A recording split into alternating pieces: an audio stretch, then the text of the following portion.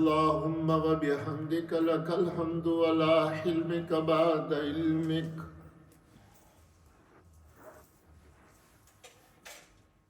سبحانك اللهم وبحمدك لك الحمد ولا عفوك بعد قدرتك.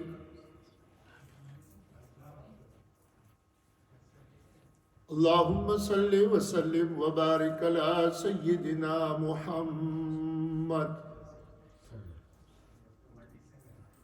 وعلى آله وصحبه من الأزل إلى الأبد على ما تعلق به علم الله عز وجل. أما بعد فأعوذ بالله من الشيطان الرجيم. بسم الله الرحمن الرحيم. وفي أنفسكم أفلا تبصرون. وقال قد أفلح من زكاها وقد خاب من دساها. صدقت يا رب العالمین. معزز سامعین کرام، قرآن مجید کے 2-3 آیاتیں، مختصر سی آیتیں میں نے آپ لوگوں کے سامنے پڑھی. رب کائنات نے تو رب العالمین ہے، اور اس کائنات میں اس نے اس کی جو حسن کاریگری ہے، حسن سنت ہے، اس کے مظاہر کئی مخلوقات ہیں، لیکن ان سب میں رب کائنات نے جو عظمت اور جو عزت بخشی ہے وہ انسان کو بخشی ہے، اولاد آدم کو بخشی ہے. چنانچہ امام غزالی رحمہ اللہ کا کہنا ہے کہ میں نے اس دنیا کا مطالعہ کیا، اس دنیا میں کی حقیقت کیا ہے. تو کہتے ہیں کہ مجھے دنیا میں 2 چیزیں نظر آئیں. ایک انسان اور دوسری چیز احسان. یعنی انسان کے علاوہ جتنی مخلوق ہے سب کے سب رب کائنات کی طرف سے اس انسان کے لیے گفٹ اور انسان کے لیے ایک ہدیہ اور ایک تحفہ ہے. وَالَّذِي خَلَقَ لَكُم مَّا فِي الْأَرْضِ جَمِيعًا. انسان کے فائدے کے لیے بذات بالواسطہ جس طریقے سے بھی ہے، لیکن یہ رب کائنات کا ایک احسان ہے اس انسان پر. یہی وجہ ہے انسان کو رب کائنات نے اشرف المخلوقات بنایا. قرآن کہہ رہا ہے وَلَقَدْ كَرَّمْنَا بَنِي آدَمَ وَحَمَلْنَاهُمْ فِي الْبَرِّ وَالْبَحْرِ وَرَزَقْنَاهُمْ مِنَ الطَّيِّبَاتِ وَفَضَّلْنَاهُمْ عَلَى كَثِيرٍ مِّمَّنْ خَلَقْنَا تَفْضِيلًا. ہم نے اولاد آدم کے سر پر کرامت کا تاج رکھا ہے، پوری کائنات میں اس کو عظمت ہم نے دی ہے. انسان کی حقیقت کیا ہے ہمیں اس پر سوچنا ہے، اور پھر انسان کی اس کرامت کا مظاہرہ کیسے ہوگا کہ انسان دنیا میں رہے اور واقعی عزت و عظمت کی یہ زندگی گزارے، اور رب کائنات نے جو عظمت کا تاج اس کے سر پہ رکھا ہے اس تاج کو یہ پائمال نہ کرے. ہمیں اس کو سوچنا ہے. تو معزز سامعین، انسان کے اس باڈی میں 2 قوتیں کار فرما ہے. ایک نفس، اور دوسری قوت اور دوسری طاقت جو ہے وہ روح ہے. یہ 2 طاقتیں چل رہی ہیں. نفس یہ فانی ہے، اور روح جو ہے یہ فانی نہیں، یہ چلے گا. انسان مر بھی جائے پھر بھی اس کا روح جس کو حیات برزخی کہتے ہیں وہ پھر بھی ہوتی ہے۔ تو انسان کے اس بدن میں دو طاقتیں ہیں، اور کہہ رہے ہیں کہ دونوں طاقتوں کا ایک تصادم ہوتا ہے، دونوں طاقتیں آپس میں الجھتے ہیں کہ اس بدن پر میرا کنٹرول ہو، یہ میرے قابو میں رہے، اور اس کو قابو رکھنے کے لیے دل، اس کو رئیس الاعضاء بولتے ہیں، تو دل پر قبضہ کرنے کی کوشش کرتے ہیں۔ اگر نفس کا قبضہ دل پہ ہو جائے تو پورا بدن وہ نفس کے قابو میں آ جاتا ہے، اور اگر روح کا قبضہ دل پر آ جائے تو پھر پورے بدن پر روح کا غلبہ آ جاتا ہے۔ شاہ ولی اللہ رحمہ اللہ اسے تعبیر کرتے ہیں کہ اگر دل پر نفس کا غلبہ آ جائے تو انسان قوت بہیمی کا مظہر بن جاتا ہے، اور معاشرے میں وہ نفسانیت کے وہ حرکات اور سکنات وہ اس سے صادر ہوتے ہیں۔ اور اگر اس کے قلب پر، دل پر روح کا غلبہ آ جائے تو اس پر نفس ملکی کے اثرات مرتب ہوتے ہیں۔ گویا یوں سمجھے، اگر دل پر نفس کا غلبہ ہو تو پھر یہ انسان کے لبادے میں درندہ ہے، اور اگر نفس پر روح کا قبضہ آ جائے تو انسان کے لبادے میں فرشتہ ہے۔ اس لیے یہ انسان اسی قلبی اصلاح کی وجہ سے، اس دل کے سنوارنے کی وجہ سے کبھی بہت اونچا چلا جاتا ہے، اتنا اونچا کہ فرشتوں سے بھی سبقت لے جاتا ہے۔ حدیث میں آیا، بعض روایت میں رسول اللہ صلی اللہ علیہ وسلم نے بیت اللہ کے طواف کرتے ہوئے اللہ کے گھر کے سامنے کھڑے ہوئے اور فرمایا، اے اللہ کے گھر، تجھے اللہ نے بڑی عظمتیں دی، لیکن مجھے اس ذات کی قسم کہ جس ذات نے مجھے پیغمبر بنا کر بھیجا ہے، میرے رب کے دربار میں اس دل کا کہ جس دل میں ایمان ہو، اس کی عزت و عظمت اور کرامت تجھ سے بھی زیادہ ہے، تجھ سے بھی زیادہ ہے۔ یہ عظمت ہے انسان کی۔ اور قرآن کہہ رہا ہے، لہم قلوب لا یفقہون بہا وَلَهُمْ أَعْیُنٌ لَا یبصرون بہا وَلَهُمْ آذانٌ لا یسمعون بہا۔ انسان انسانیت کے وہ تقاضے بھول جائے تو اولئک کالانعام بل ھم اضل، یہ انسان گدے سے بھی بدتر بن جاتا ہے۔ اس لیے اگر قوت ملکی کا غلبہ آ جائے قلب پر تو اس انسان کے شکل میں فرشتہ ہے، اور اگر کہیں اس کے قلب پر، اس کے دل پر قوت بہیمی کا غلبہ آ جائے تو پھر درندہ ہے۔ اس لیے ہمارے صوفیاء کرام دل پر محنت کرتے ہیں، تمام تر وہ محنت دل پر کرتے ہیں کہ دل اس کی اصلاح ہو جائے۔ اس کو تصوف بھی کہتے ہیں، اس کو طریقت بھی کہتے ہیں۔ تو اس پر محنت کے لیے دو طریقے استعمال کرتے ہیں۔ یہ ہمارے جو سلسلہ رکھائی بیعت ہے، جو طریقے ہیں، اس میں دو قسم کے طریقے مروج ہیں۔ ایک طریقہ یہ کہ وہ نفس پر محنت کرتے ہیں پہلے، اور نفس کو اس پر اتنی محنت کرتے ہیں کہ اس کو قابو کر لیں، روح کی طرف دوسرے درجے میں لگتے ہیں تاکہ اس کو کمزور بنا دیں، اور اس کمزوری کی وجہ سے ظاہر بات ہے کہ پھر جب یہ کمزور بن جائے، یہ دل پر حکمرانی کا اہل نہیں رہے گا تو روح کو موقع ملے گا۔ اس لیے ان کی محنت نفس پر ہے، نفس کو دبائے۔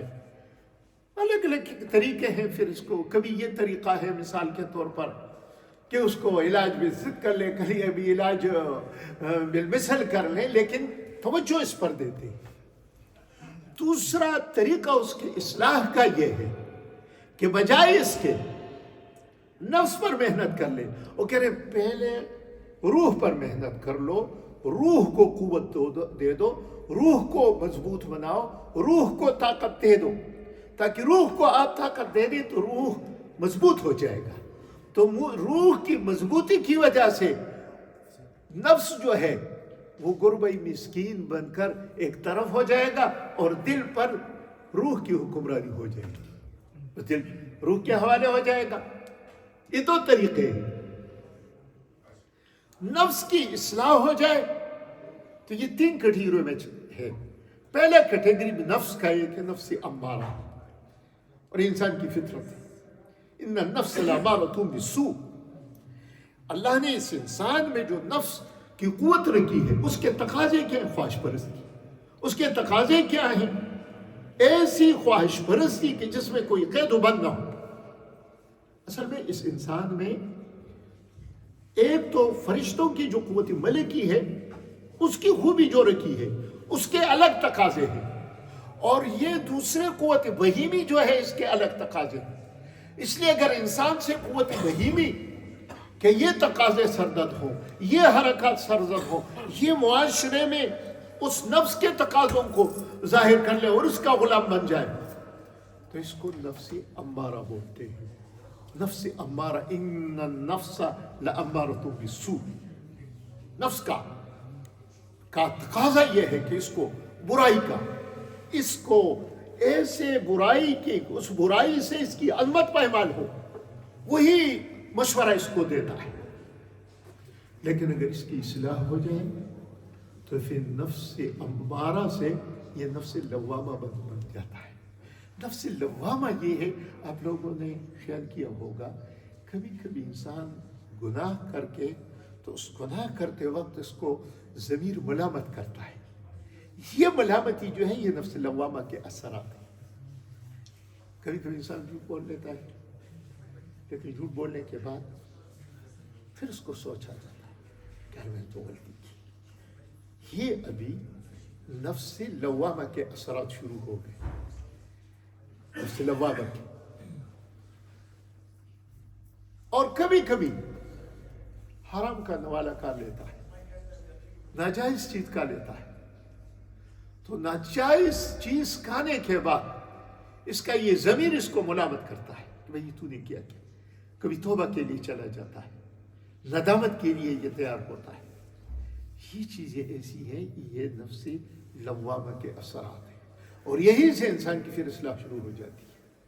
اس لیے نفس سے نفس امارہ سے نفس لوامہ اس تک یہ پہنچے.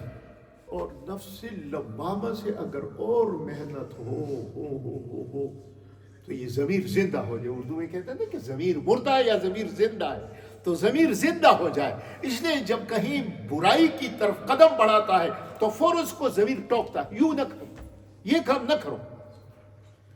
یہ پھر نفس مطمئنہ ہے، اور اس نفس مطمئنہ کے درجے میں یہ آ کر پھر اس پر برائی کے وہ جو دروازے ہیں وہ بند ہو جاتے ہیں. اس لیے ہمارے علماء کا کہنا ہے کہ انبیاء علیہم السلام کا نفس مطمئنہ ہوتا ہے. اس لیے پیدائشی طور پر انبیاء علیہم السلام کی یہ ایک عظمت ہے کو ولایت کبریٰ کے فرفائز ہوتے ہیں، ان کے نفس مطمئنہ ہوتا ہے. اس لیے انبیاء علیہم السلام کے بارے میں یہی ہے کہ وہ قبل از نبوت اور بعد از نبوت وہ تمام گناہوں سے اس لیے معصوم ہوتے ہیں کہ نفس امارہ ان کے پاس نہیں ہوتا ہے. وہ نفس امارہ کی خوبیاں ان سے ختم کی جاتی ہے تو وہ نفس مطمئنہ والے ہو جاتے ہیں. تو نفس کی اصلاح یہ ہے کہ اس کو نفس امارہ سے نفس لوامہ اور نفس لوامہ سے نفس مطمئنہ تک. تو اگر نفس پر محنت ہو تو جی سے نفس مطمئنہ بن جاتا ہے. لیکن اگر روح پر قبضہ ہو، روح پر محنت ہو اور روح کو غذا آپ دے دے اور روح کو قوت دے دے، روح کو طاقت دے دے، تو اس میں غلبہ آ کر اس کا غلبہ پھر کس پر ہوتا ہے؟ دل پر ہوتا ہے. تو یہ نفس خود بخود نفس امارہ کی جرت نہیں ہوتی ہے کہ روح کے مقابلے میں کوئی قدم اٹھائے. بس یہ ایک محنت ہے انسان کے اس دل پر کہ دل پر ایسی محنت کی جائے کہ اللہ تعالیٰ کے علاوہ کسی غیر اللہ کا تصور بھی دل میں نہ رہے. اسی محنت ہو. یہ پھر دل صاف ہو جاتا ہے۔ ابھی ہم اس سوسائٹی اور معاشرے میں، ہم کی زندگی میں اپنا موازنہ خود کر سکتے ہیں کہ ہم کون سی کیٹیگری میں، کیا ہم قوت نفسانی کی، قوت بہیمی کی ابیاری کرتے ہیں یا قوت ملکی کی ابیاری کرتے ہیں؟ ظاہری بات ہے آئے دن ہمیں، کیا ہم قوت بہیمی کے خدام ہیں اور یا قوت ملکی کے خدام ہیں؟ اگر ہم اپنی زندگی میں دیکھ لیں کہ ہم نے زندگی میں درندگی کے اور حیوانیت کے صفات کو اپنایا، اب دیکھو حیوانات کو کھانے پینے میں کسی حلال اور حرام کے پابند نہیں، جائز اور ناجائز کے پابند نہیں، خواہش ہے بس پوری ہوتی ہے۔ کسی کتے، کسی درندے، کسی چوپائے کو آپ نے نہیں دیکھا ہوگا کیونکہ یار یہ مالک کی طرف سے خوراک ہے یا کسی دوسرے کی طرف سے خوراک ہے، وہ وہاں جہاں بھی اس کو نفس کے لیے بس سہرنے کے لیے کوئی چیز ملے تو یہی اس کی خوشی ہے، یہ قوت بہیمی ہے۔ اور اگر خواہش کے لیے، خیال ہے تمہارا اس حیوانات میں اپنے پرائے جائز ناجائز کا کوئی تصور نہیں؟ آپ دیکھ رہے ہیں ایک بیل یا ایک کتا یا ایک گدھا جس ماں سے پیدا ہوتے ہیں اسے بھی خواہش پوری کرتے ہیں، جس پیٹ میں دونوں پلتے پھولتے ہیں کوئی پابندی نہیں، اس کی خواہش وہاں سے پوری کرتے ہیں۔ تو اگر یہ چیزیں انسان میں آ جائے کہ یہ سوسائٹی اور معاشرے میں رہے، اس کو جائز و ناجائز، حلال و حرام، اچھے برے، اس کی تمیز نہ ہو، معلوم ہوتا ہے یہ قوت بہیمی کا خادم ہے، اسی خدمت پہ جا رہا ہے۔ لیکن اگر معاشرے میں یہ دیکھے کہ نہیں، میں ایک انسان ہوں، مجھ میں اور اس گدے میں فرق ہے، مجھ میں اور اس حیوان میں فرق ہے، میں تو ماشاءاللہ ایک الگ مخلوق ہوں، ایک الگ نوع ہوں، ایک عظمت والا نوع ہوں، اس لیے میرے کو تقاضے ہیں۔ اس تقاضوں کے حوالے سے جب وہ جائے تو وہ معاشرے میں پھونک پھونک کر قدم اٹھائے اور بڑے احتیاط سے قدم اٹھائے، معلوم ہوتا ہے کہ اس کے آئے دن یہ چیزیں جو ہو رہی ہیں یہ قوت ملکی کے خادم ہے، یہ اپنے دل پر قوت ملکی کو موقع دیتے ہیں کہ یہ حکمرانی تم ہی کر لو، اور اس میرے 5-6 فٹ کی دنیا پر تم ہی قابض ہو جاؤ، تم ہی اس کو چلاؤ۔ بھی تو قوت ملکی اور قوت بہیمی دونوں کی ابیاری سے یہ چیزیں بنتی۔ ابھی ہم آئے یہاں پر کہ اگر ہم قوت ملکی کو غلط دینے کی کوشش کر لیں تو ہم سوسائٹی اور معاشرے میں کیا کریں گے؟ یہ ایک بات ہے۔ یہ قوت ملکی ہمارا، یہ روح کو تقویت کیسے ملے گی؟ تو معزز سامعین کرام، اس میں 4 چیزوں کا خیال رکھنا ہوگا۔ پہلی چیز یہ عقیدہ، نظریہ، یہ اچھا نظریہ رکھو گے، اچھا عقیدہ رکھو گے۔ یہ عقیدہ در حقیقت نظریہ ہے، لیکن نظریہ بسا اوقات بدلتا رہتا ہے، عقیدے میں تبدیلی نہیں آتی ہے، عقیدے میں رسوخ ہوتا ہے۔ شریعت کے میدان میں سب سے پہلی چیز جس پر آپ مکلف ہیں وہ آپ کا نظریہ اور آپ کا عقیدہ ہے، کہ آپ کا عقیدہ درست ہے۔ کیا درستی رہے گا؟ آپ کا یہ عقیدہ ہوگا کہ میرا خالق، میرا مالک، میرا رازق، مجھے پیدا کرنے والا جو ساتھ ہے وہ ابدی اور ازلی ہے، اور میں ایک فانی بندہ ہوں۔ اس لیے توحید کا سبق پہلے یہ یاد کرے گا، عقیدے یہ بنیادی چیز ہے۔ اور اسی توحید سمجھانے کے لیے، اسی روح کی ابیاری کے لیے رب کائنات نے 1,24,000 انبیاء بھیجے، اور اس روح کی ابیاری کے لیے اور اس عقیدہ سمجھانے کے لیے، عقائد سمجھانے کے لیے رب کائنات نے آدم علیہ السلام سے وعدہ کیا، یا بنی آدم اما یاتینکم منی ہدی، تمہیں دنیا میں بھیج رہا ہوں لیکن تمہاری رہنمائی اور رہبری کے لیے کہ تم اس قرآن پر وقت نکالو، زندگی گزارو، کیسے گزارو گے اس کے لیے میں ضابطہ تمہیں بھیجوں گا۔ اور دوسری آیت میں یَأْتِینَکُمْ رُسُلًا، تو رجال اللہ اور کتاب اللہ اللہ تعالیٰ نے بھیجی، وہی ہمارے عقائد، وہی ہماری معاشرت، وہ چیزیں بن گئی۔ تو اس میں سب سے متفقہ چیز جو ہے وہ عقائد ہے۔ عقیدے میں پہلی چیز یہ ہے کہ توحید کا سبق یاد رکھو، اللہ کی ذات پر اعتماد، دل کی گہرائیوں تک اللہ کے اثرات کو لے جانے کی کوشش کرے کہ اس دل میں غیر اللہ کے علاوہ کسی کا دوسرے کا تصور نہ آئے۔ وَلَوْ خَطَرَتْ لِي فِي سِوَاكَ إِرَادَةٌ يَوْمًا عَلَىٰ قَلْبِي حَكَمْتُ بِرِدَّتِي، اے اللہ اگر تیرے سوا کسی غیر اللہ کا تصور میرے دل میں آئے تو میں سمجھ جاتا ہوں کہ تو تباہ ہوا، مرتد ہو گئے۔ اس لیے پہلی چیز توحید، عقیدے کے حوالے سے، نظریے کے حوالے سے، اور اس توحید کے ساتھ ایک دوسری چیز ہے، اس کو رسالت بولتے ہیں۔ پھر ہمیں عقیدہ ہی ختم نبوت کا عقیدہ رکھنا۔ کیوں؟ یہ توحید عقلی چیز نہیں، یہ توحید وہ توحید ہے جو زبان رسالت سے ہمیں بتلائی گئی۔ ہم وہ توحید رکھیں گے، عقیدہ رکھیں گے، اللہ کی توحید، اللہ کی ذات، اللہ کی صفات پر جو عقیدہ ہم رکھتے ہیں یہ تو وہی رکھیں گے نا کہ جو پیغمبر نے ہمیں بیان کیا ہے۔ عقل تو اس میدان میں فیل ہو جاتا ہے۔ اس لیے عقائد کے میدان میں پہلا عقیدہ جب رکھو گے توحید کا، دوسرے درجے میں رسالت کا، تمام انبیاء کی حقانیت، اور خاتم الرسول خاتم النبیین حضرت محمد الرسول اللہ صلی اللہ علیہ وسلم کے ختم نبوت کا عقیدہ رکھیں۔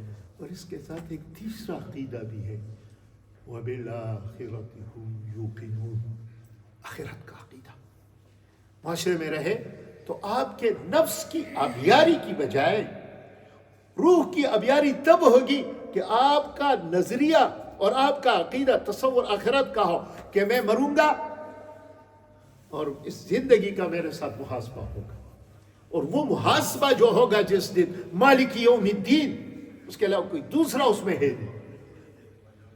یہ عقیدہ ہے۔ اور چوتھے درجے میں پھر اس عقیدے کے ساتھ یہ بھی ہے کہ وہ ہدایت جو اللہ نے بھیجی ہے قرآن کی شکل میں، تو وہ ہدایت قرآن پر عقیدہ رکھنا۔ پھر جو تقدیر کے جو مسائل ہیں جو ہمارے عقائد کی کتابوں میں بیان ہوئے ہیں، لیکن یہ چار باتیں ایسے ہیں جو عقائد کی بنیاد ہے۔ اس لیے روح کی اصلاح کے لیے پہلی چیز کیا کرو گے؟ عقیدے پر مضبوطی سے تمہیں رہو گے۔ الذین یؤمنون بالغیب، یؤمنون بالغیب، یؤمنون بالغیب کا مطلب یہ ہے کہ میرا عقل مانے یا نہ مانے، لیکن مجھے پیغمبر ایک حقیقت بتائے، میرا اس پر ایمان ہوگا، اس لیے میرا ایمان ہے اس پر۔ ابھی اس عقیدے کے مظاہر ہمیں کیسے پتہ لگے گا کس کا عقیدہ توحید کا ہے؟ ہمیں کیسے پتہ لگے کس کا عقیدہ پیغمبر کی رسالت پر ہے؟ اس کے لیے شریعت نے کچھ مظاہر مقرر کیے ہیں۔ وہ مظاہر ہیں عبادات۔ یہ ہم جو نماز پڑھتے ہیں یہ عقیدے کا مظہر ہے، یہ ہم جو زکوٰۃ دیتے ہیں عقیدے کا مظہر ہے، یہ ہم جو روزہ رکھتے ہیں یہ عقیدے کا مظہر ہے، اور یہ حج کے لیے جو آپ لوگ جاتے ہیں یہ عقیدے کا مظہر ہے۔ اس میں آپ کے اس عقیدے کا مشاہدہ ہوتا ہے۔ مثال کے طور پر آپ نماز میں کھڑے ہوئے، سب سے توحید کا مظاہرہ اللہ تعالیٰ کے دربار میں جب ہوتا ہے انسان کا، اور وہ انسان کی عاجزی اس میں آ جائے تو وہ نماز میں ہوتی ہے وہ مظاہرہ۔ آپ دیکھیں کیسے عاجزی کے ساتھ ہمارے علماء کہتے ہیں کہ یہ نماز میں دو حیثیت ہیں، ایک شان محبوبیت ہے اور ایک شان مالکیت ہے۔ ایک بندہ اللہ کے سامنے جب کھڑا ہوتا ہے تو اس کا یہ عقیدہ ہوتا ہے کہ میں مملوک، وہ میرا مالک، میں غلام، وہ میرا آقا رب۔ تو میں بندہ اور وہ خالق، تو بندے اور خالق کے درمیان میں مالکیت اور ملوکیت کا نسبت ہوتی ہے، اس لیے اس کو سوائے عاجزی کے اور کچھ بھی نہیں ملتا ہے۔ نماز میں سب عاجزی عاجزی عاجزی عاجزی۔ کیونکہ اس میں اور ہے نہیں سوائے اس کے.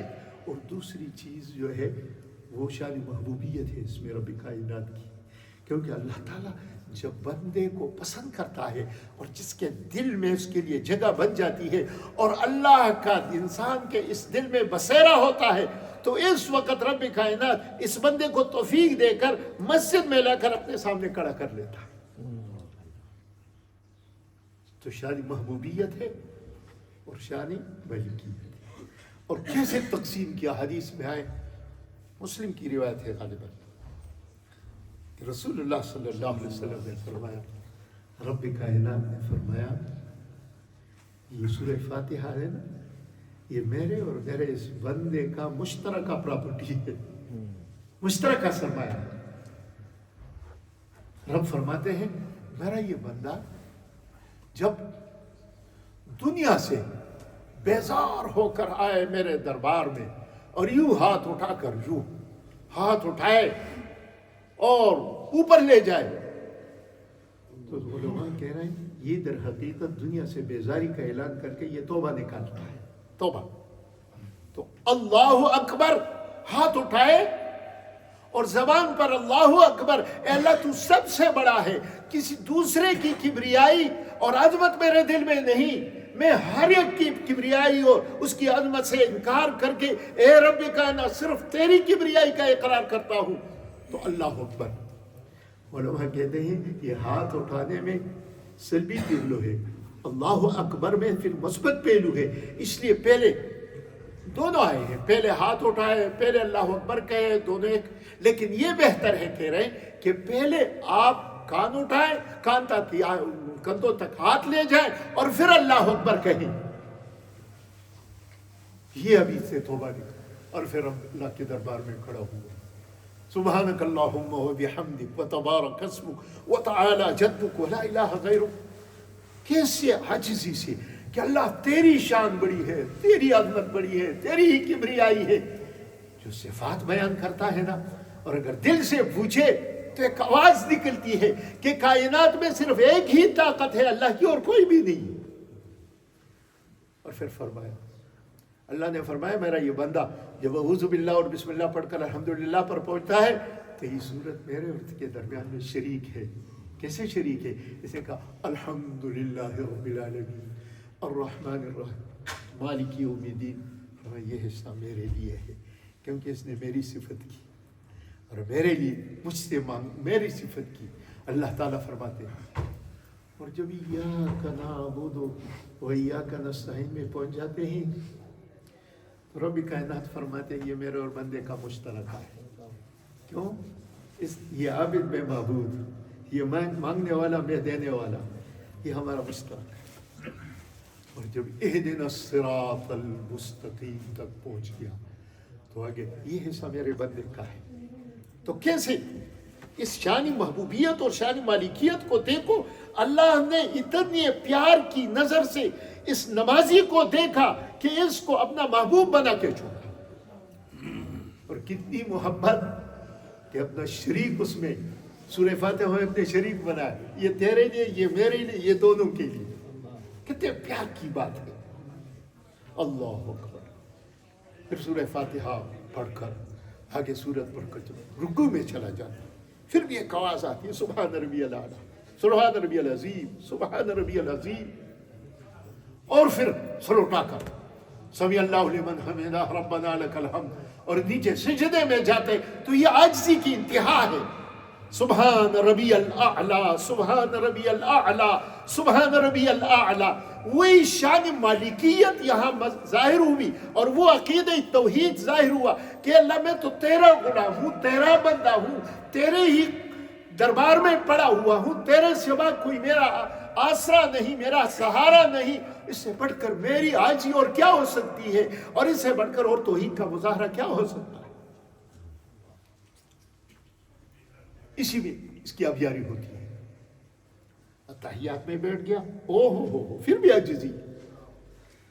وہ حدیث میں آتا ہے کہ رسول اللہ صلی اللہ علیہ وسلم جو معراج پہ تشریف لے گئے تو کہتے ہیں رب کائنات نے فرمایا پیغمبر میرے دربار میں آئے ہوئے ہو، کیا ہدیہ لا کر لائے ہو ساتھ؟ کیونکہ یہ تو خاص دوستی ہے، اور اس دوستی کے میدان میں جب آ رہے ہو تو کیا ساتھ لائے ہو؟ تو کہتے ہیں کہ رسول اللہ صلی اللہ علیہ وسلم نے اللہ کے دربار پہ نظر دوڑائی کہ گفٹ تو وہ لے جاؤں گا جو اس یہاں نہ ہونا. اگر کوئی چیز ہو اور وہ گفٹ کے طور پر لے جاؤں تو اس کی کوئی قدر تو نہیں. ابھی میں کیا گفٹ لے آؤں اللہ کے دربار میں؟ اللہ کے دربار جو تو ہے وہ تو ایسا دربار ہے کہ اس میں سب چیزیں ہیں، ہر ایک چیز ہے. تو کہتے ہیں کہ رسول اللہ صلی اللہ علیہ وسلم نے فرمایا میں نے جب دنیا پر نظر دوڑائی اور رب کائنات کے دربار، تو مجھے ایک چیز نظر آئی کہ وہ اللہ کے دربار میں نہیں تھی. میں نے کہا میں یہ گفٹ لے جاؤں گا. وہ کیا ہے؟ عاجزی. کیا ہے؟ عاجزی. کیونکہ اللہ کے دربار میں تو عاجزی نہیں ہے نا. تو رسول اللہ صلی اللہ علیہ وسلم نے فرمایا التحیات للہ والصلوات والطیبات.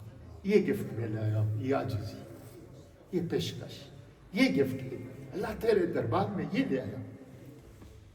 کہہ رہے ہیں رب کائنات نے فرمایا تمہارا گفٹ قبول ہے، میری طرف سے بھی تم گفٹ لے لو.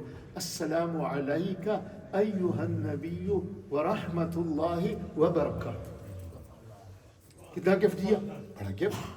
السلام علیک ایھا النبی ورحمۃ اللہ وبرکاتہ. پیغمبر نے عرض کیا یا رب کائنات اس گفٹ میں میرے ساتھ قیامت تک آنے والا وہ میرا امتی بھی شریک رکھ. السلام علینا وعلی عباد اللہ الصالحین. مجھ پر بھی ہو، میرے صحابہ پر بھی ہو تیری طرف سے سلامتی، اور قیامت تک آنے والے میرے کلمہ گو مسلمان جو ہے اس پر بھی ہے. فرشتوں نے جب دیکھا یہ تو عاشق اور معشوق، فرشتوں نے جب دیکھا اس کو کہ یہ تو آباد مالک اور مملوک کے درمیان میں رازداری کا ایک نسبت چل رہی ہے، اور ایک راستہ چل رہا ہے، اور ایک گہرا تعلق چل رہا ہے، تو فرشتے بھی بول اٹھے اشہد ان لا الہ الا اللہ واشہد ان محمدا عبدہ ورسولہ. یہ ماجرا تحیات کا جو تحیات پڑھتے ہیں واجب ہے، آخری رکعت میں یا آخری قاعدے میں یا درمیانی قاعدے میں جو پڑھتے ہیں، یہ وہ ماجرا ہے کہ جو رب کائنات اور بندے کے دربار پیغمبر علیہ الصلوۃ والسلام کے سامنے ہو. تو پھر آپ کے عقیدے کا مظہر دوسرے درجے میں جو آپ کے ہیں وہ عبادات ہیں. آگے جائیں پھر دوسرے درجے میں آپ پر کہیں زکوٰۃ کا مرحلہ آ جاتا ہے، پھر آگے حج کے، اس میں بھی یہی عقیدت ہے. تیسری چیز جو ہے کہ روح کی آبیاری کے لیے میں بتایا، روح کی آبیاری کے لیے پہلی چیز عقیدہ کی اصلاح کرو گے، دوسرے درجے میں عبادات پر توجہ دیں گے، بنی الاسلام علی خمس جو پیغمبر علیہ الصلوۃ والسلام. تیسری چیز یہ ہے کہ اس کے روح کی آبیاری ہو اور روح قوی ہو، تکڑا ہو، دل پر اس کو حکمرانی کا موقع ملے اور نفس امارہ کا مقابلہ کر سکے. تو تیسری چیز معاملات ہے، معاملات درست. اس لیے پیغمبر نے جو دین دیا ہے اس میں تمہاری اس معاشرتی زندگی کے لیے ایک نظام دیا ہے. یہ کھاؤ گے، یہ نہیں کھاؤ گے، یہ پہنو گے، یہ نہیں پہنو گے، یہ تمہاری خواہش ایسی پوری ہوگی، ایسی پوری نہیں ہوگی، یہ تمہارے لیے جائز اور ناجائز کا ایک دائرہ رکھا. یہ تمام کے تمام معاملات ہیں. اور یہ یاد رکھیں صرف نمازوں سے پھر نجات نہیں ملتی ہے جب تک معاملات درست نہ ہو. کہتے ہیں کہ نماز اگر نماز غالباً عبداللہ ابن عمر رضی اللہ تعالیٰ عنہ کی روایت ہے، امام غزالی نقل کی، کہ اگر نماز پڑھتے پڑھتے تمہارا یہ کمر جھک جائے اور روزے رکھتے رکھتے تم بال کی طرح باریک ہو جاؤ، لیکن جب تک تم نے حرام کا نوالہ نہیں چھوڑا ہو تو تمہارے نماز اور تمہارے روزے کا کوئی فائدہ نہیں. اس لیے علماء کہہ رہے ہیں 40 حرام نوالے کا اعمال پر 40 دنوں تک اثر ہوتا ہے. اور 40 دن حلال کھانے سے اللہ دل میں ایک نور پیدا کر لیتا ہے۔ اس لیے تیسری چیز جس پہ آپ کی اس پوری زندگی کا دار و مدار ہے اور اس قلب کی اصلاح کا ہے وہ ہے معاملات، اور چوتھی چیز جو ہے وہ اخلاقیات ہے، معاشرے میں رہن سہن، انسانیت کے وہ رموز، اخلاقیات، جھوٹ نہ بولے، دھوکہ نہ دے کسی کو، کسی سے حساب نہ کرے، کسی سے کینہ نہ رکھے، امراض ظاہریہ اور امراض باطنیہ یہ سب چیزیں ہٹائے، غیبت نہ کرے، کسی کو تکلیف نہ پہنچائے، کسی کی پریشانی کا ذریعہ نہ بنے، انسان میں معاشرے میں ہمدردی کا جذبہ، بذل السلام للعالم، پوری کائنات کے لیے سلامتی کی فکر لے کر معاشرے میں جائیں، جو بھی ہو انسان ہو، خواہ مسلمان ہو غیر مسلم ہو، سب سے حسن سلوک کا رویہ رکھیں، بلکہ معاشرے کے ایک مخلوق جو کتا ہے، بلی ہے، جو کچھ بھی ہے، ان سے بھی حسن سلوک کیجیے۔ تو ان 4 چیزوں سے غذا ملے گی کس کو؟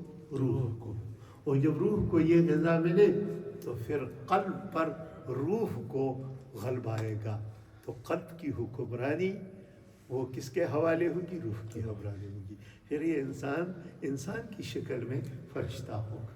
لیکن خدا نخواستہ وہ دوسری کیفیت ہو کہ نفس امارہ کے حوالے دل کر لے جی، تو پھر درندگی پیدا ہو۔ آخری بات، یہ دونوں کا ایک بڑے کام ہے، دل پر تو لو دو کر لیا روح اور نفس نے، لیکن وہ عقل کدھر چلا گیا؟ وہ عقل کہاں ہے؟ اس کی دنیا کدھر چلی گئی؟ تو ہمارے علماء کہتے ہیں یہ عقل ابن الوقت ہے، یہ وقت کے جس کی حکمرانی قلب پر ہونا یہ اس کا ترجمان بن جاتا ہے۔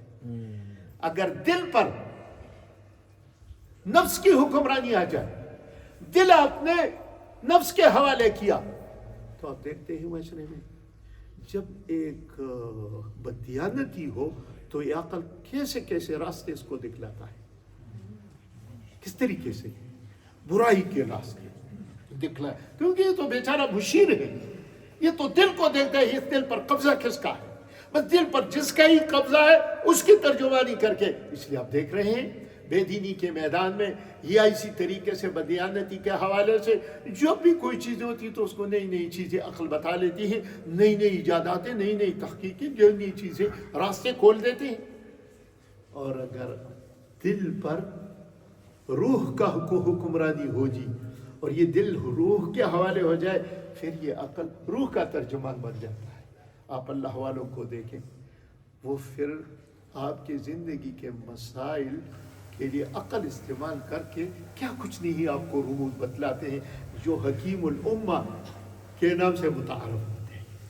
تو بس اس پورے بیان کا خلاصہ یہ رہا کہ انسان تب انسان ہے، انسان کی عظمت تب رہے گی کہ اس کے دل پر روح کی حکمرانی ہو، اور روح کی حکمرانی تب رہے گی کہ ان 4 چیزوں میں جو شریعت نے اس کو دی، شریعت یہ 4 چیزیں ہیں، شریعت کا خلاصہ یہ ہے عقائد، عبادات اور معاملات اور اخلاقیات، بس یہ شریعت پر یہ عمل کر لیں، بس آپ نے دل روح کے حوالے کیا۔ اللہ تعالیٰ میرے اور آپ سب کی رہنمائی اور نصیب فرمائے، اور رب کائنات ہمارے دلوں کی اصلاح نصیب فرمائے۔ اس درجے تک پہنچے تو قرآن کہہ رہے ہیں قد افلح، یقیناً کامیاب ہے۔